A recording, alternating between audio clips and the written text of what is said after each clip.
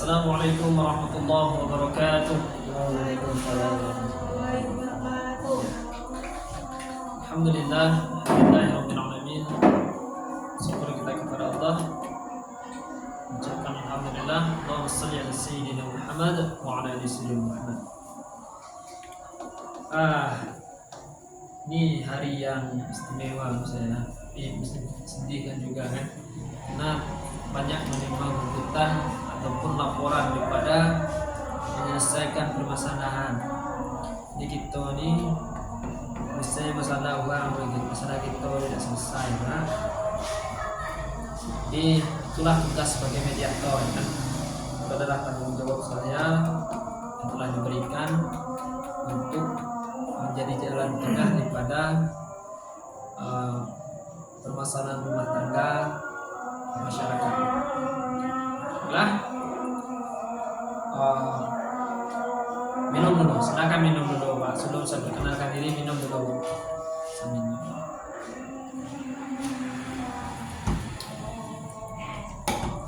Nah, datanya mana sini Pak? Bu, Bu. Oke. Sebelumnya perkenalkan, nama saya Muhammad Hasmi Al-Asidik. Di sini saya bertugas sebagai mediator ataupun penengah daripada penggugat dan tergugat permasalahan gugatan cerai, masalah di hal KDRT, kekerasan dalam rumah tangga. Di sini saya mendapatkan data bahwa atas nama Oktaviani Paradeva Niki Desmito, betul Bu? Betul. Saya di sini panggilan siapa Bu? Bu ini kayak marah aja Pak, kenapa? Ya, tenang aja Bu. Yang dengan emosi, ya. Saya panggil Rara aja ya.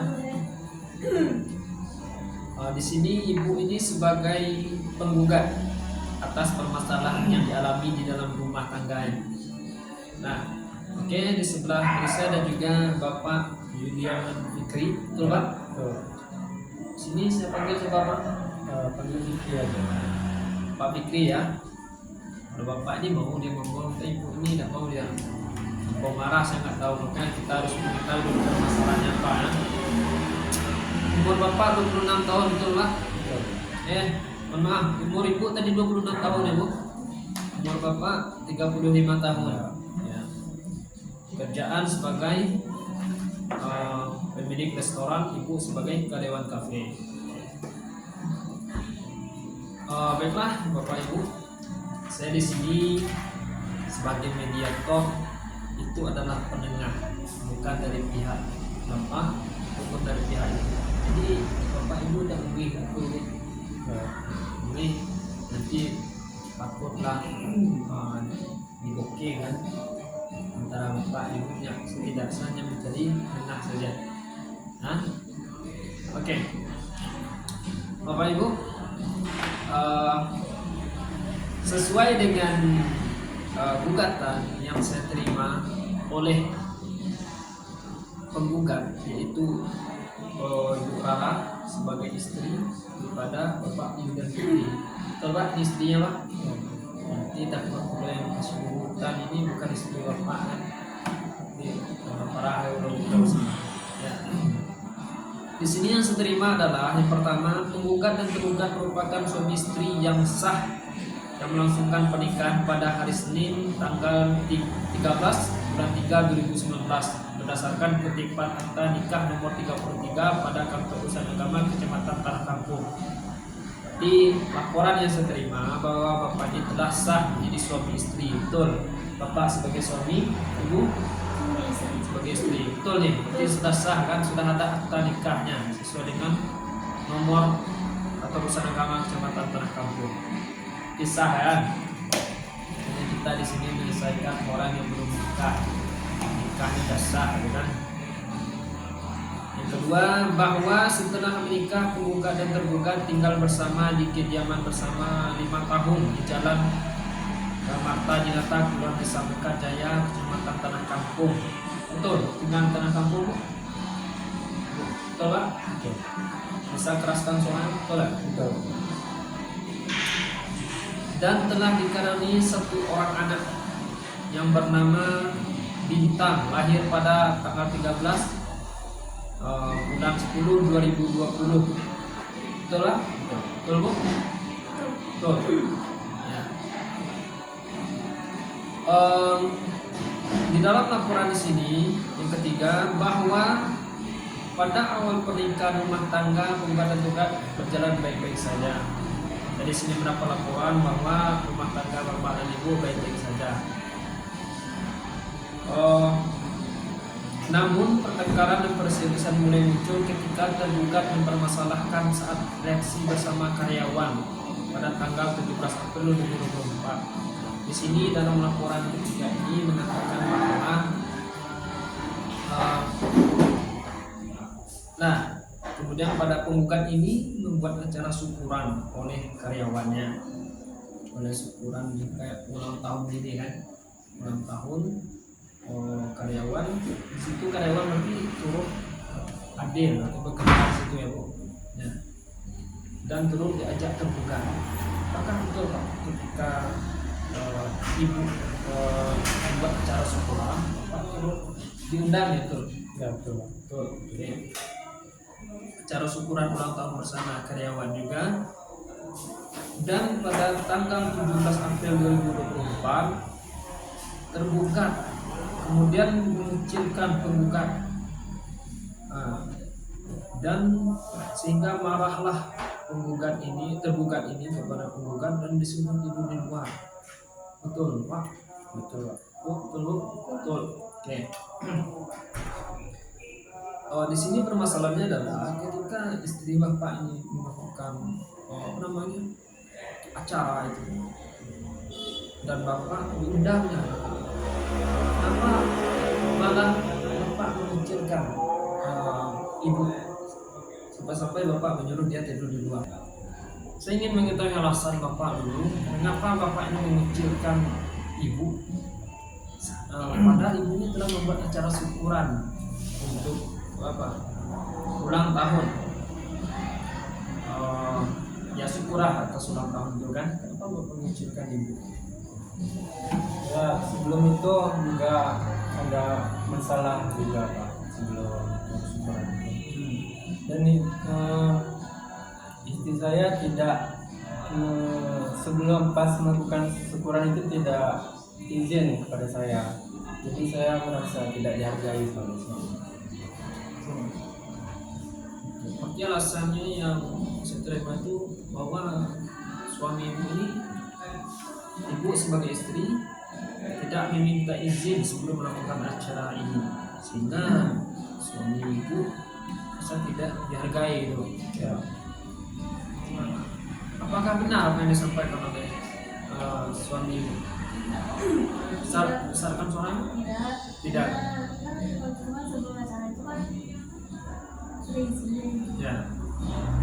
Jadi waktu Sudah izin. izin itu saya bilang lagi sama nggak disampaikan sih.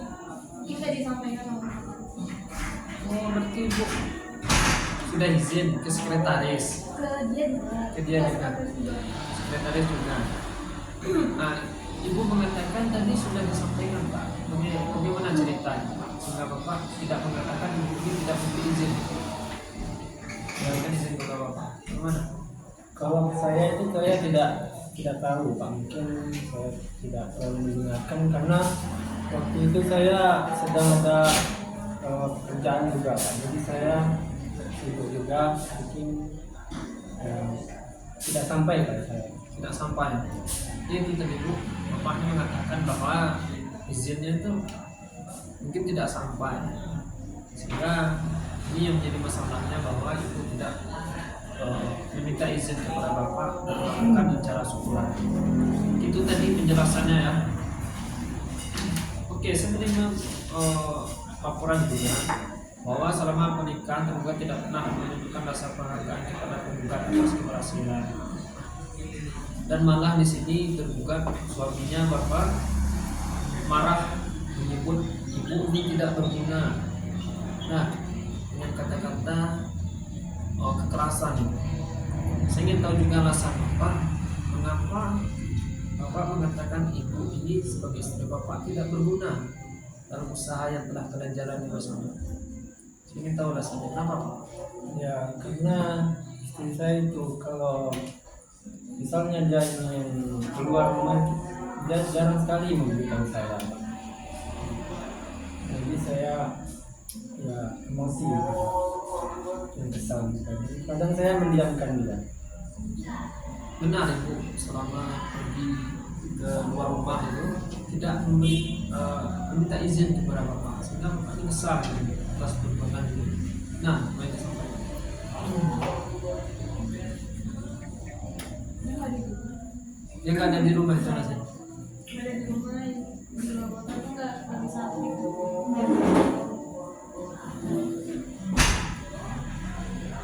Jadi dia nggak ada di rumah, telepon ada yang kakak. Itu loh Bapak selama ini sering keluar kota. Ya betul. Kerjaan Ada pekerjaan juga. Jadi sampingan ini sebagai kayak apa? Pemilik restoran juga ya. Kenapa Bapak nggak menganggap telepon ibu? Itu pertanyaannya. Sehingga ibu ini sebenarnya ibu ini marah, juga Bapak malah marah balik ke ibu akan tidak berguna.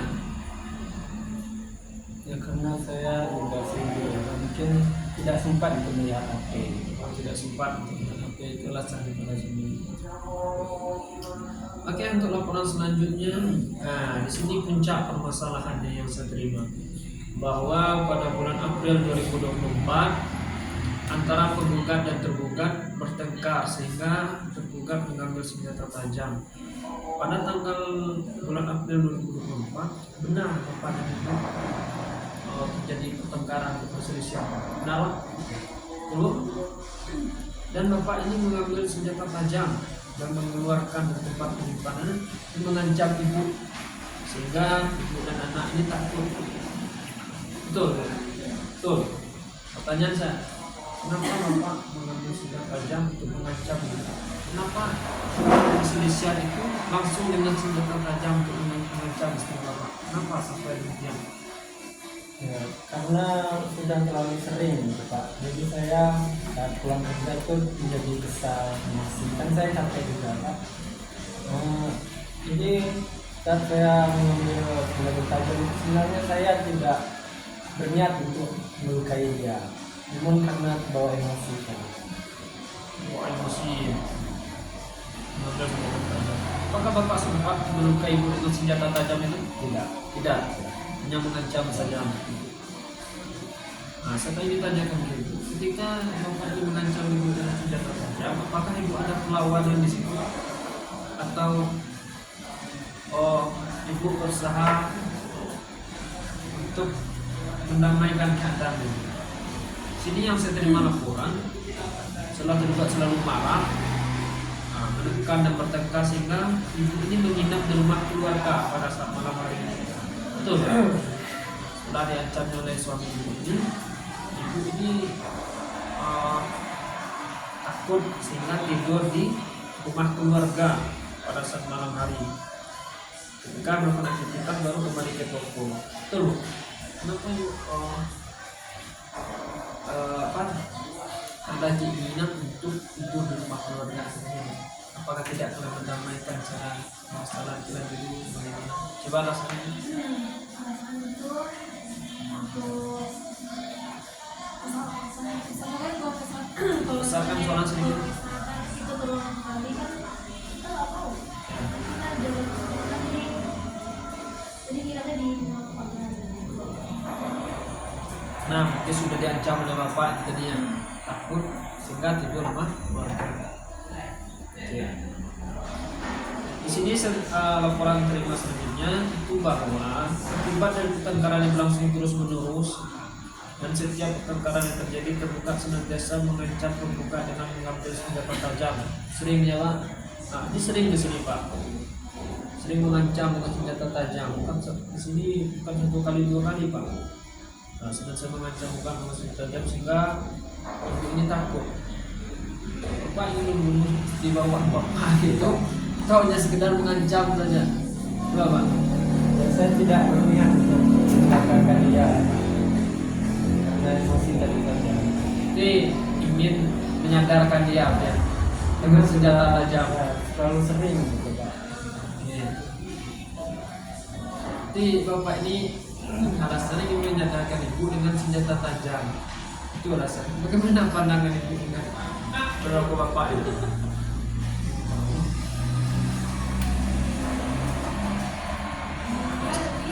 Rencananya ke menyadarkan itu malah lebih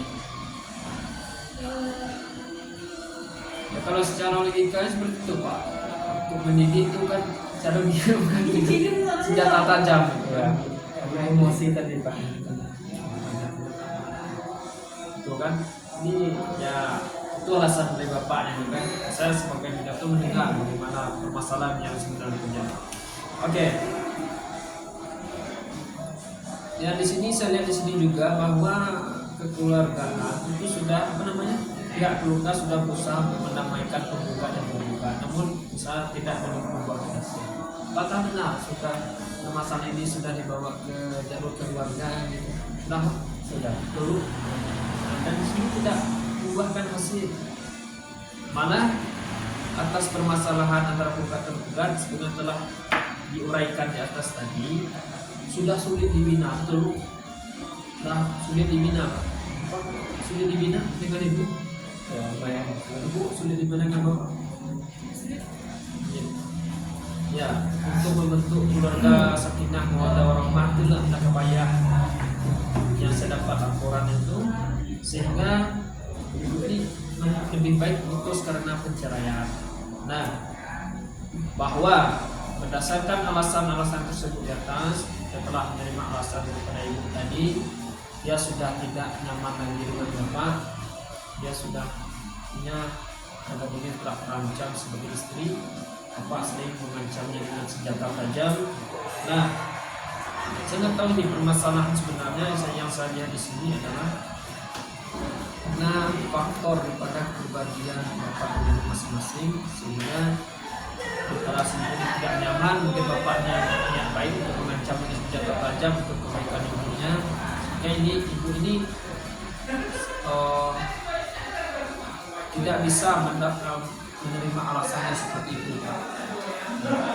Walaupun niat bapak baik untuk bapak memberikan ajaran yang baik kepada ibu dengan senjata tajam itu kan. Jadi sesuai dengan gugatan yang diajukan oleh penggugat yaitu ibu Rara, sesuai dengan pasal 19 Bupi Peraturan Pemerintah Nomor 9 Tahun 1975 tentang perkawinan contoh, pasal 116 Bupi Kompilasi Hukum Islam sebagaimana berikut kutipannya: antara suami dan istri terus menerus terjadi perselisihan dan pertengkaran dan tidak ada harapan akan hidup rukun lagi dalam rumah tangga.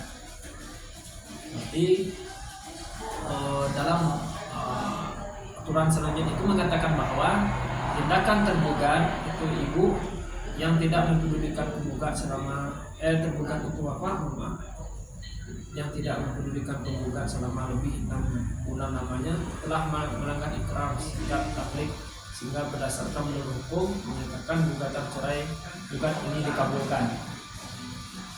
Ini Pak, ibu ini telah mengajukan gugatan, bapak telah mengabaikannya selama 6 bulan karena permasalahan perselisihan dalam rumah tangga yang sering ibu ini dapatkan, sehingga dia tidak nyaman lagi ataupun tidak bisa lagi melanjutkan kepada hubungan keluarga tadi ibunya.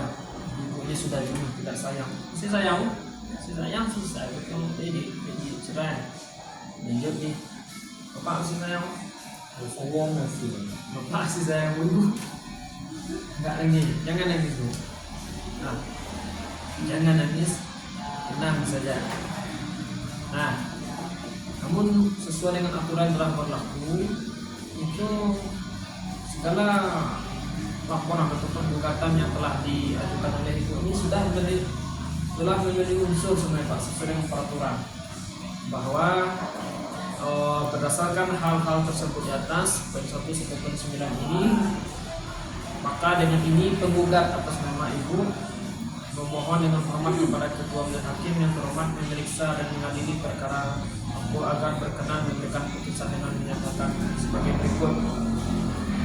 Pertama, petitumnya mengabulkan gugatan penggugat untuk seluruhnya, dijatuhkan talak 1 Bain Sugro tergugat Muhammad Idam Putri Bucucuk terhadap penggugat Dafdani Paradeva binti Rizmito.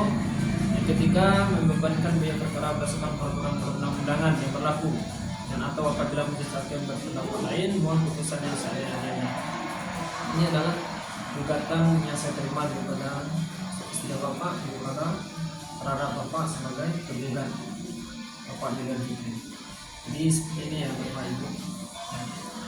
Sebenarnya saya sebagai mediator ini adalah berpihak tengah antara bapak dan ibu. Saya tidak berpihak satu dengan satu. Jadi di sini saya ingin memberikan saran saya bahwa yang telah saya baca, saya telah mengambil kesimpulan ini permasalahannya sering terjadi sehingga istri bapak ini tidak jenuh lagi, tidak senang lagi, tidak merasa aman lagi karena nyawanya sedang terancam dengan senjata tajam itu, sesuai dengan cerita yang telah disampaikan dan juga bapak yang menyampaikan tadi. Kalau sebaik-baiknya itu dalam Islam itu harus dilanjutkan, namun dikarenakan karena keadaan saya tidak bisa memaksakan keadaan dari istri bapak ini, saya telah memohon untuk menindaklanjuti kejadian ini untuk dapat cerai karena ingin untuk kebaikan daripada dirinya terhadap tindakan bapak kekerasan telah bapak lakukan. Bapak sudah melakukan kata-kata yang tidak baik untuk mengancam ibu dengan senjata tajam sehingga ibu ini tidak nyaman, dia ingin cerai dengan bapak. Sehingga saya sebagai mediator itu sebaiknya saya tidak bisa menyuruh melarang karena apa yang telah disampaikan ibu dia minta cerai. Maka gugatan ini akan kita lanjutkan kepada untuk tahap selanjutnya karena unsur-unsur itu telah terpenuhi sesuai dengan peraturan pasal yang telah saya sebutkan tadi bapak.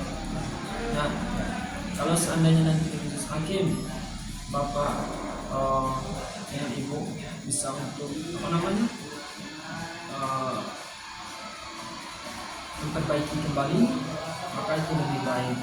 Kalau sudah cerai itu yang daripada Bu Rara inginkan, maka apa boleh buat. Nah, mungkin itu dari saya.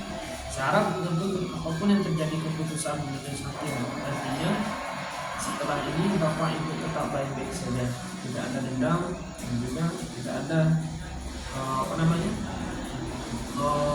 saling berbuat kejahatan di luar pengadilan ini, di luar pengadilan ini ya. Nah, dan saya lihat ini pendiam kali pak. Apakah istri bapaknya memang pendiam? Ya, hidup pendiam sehingga kita sangat tahu apakah dia adalah mentalnya sudah kena. Saya pun tidak tahu pak. Itu pak. Sekian yang saya sampaikan. Assalamualaikum warahmatullahi wabarakatuh.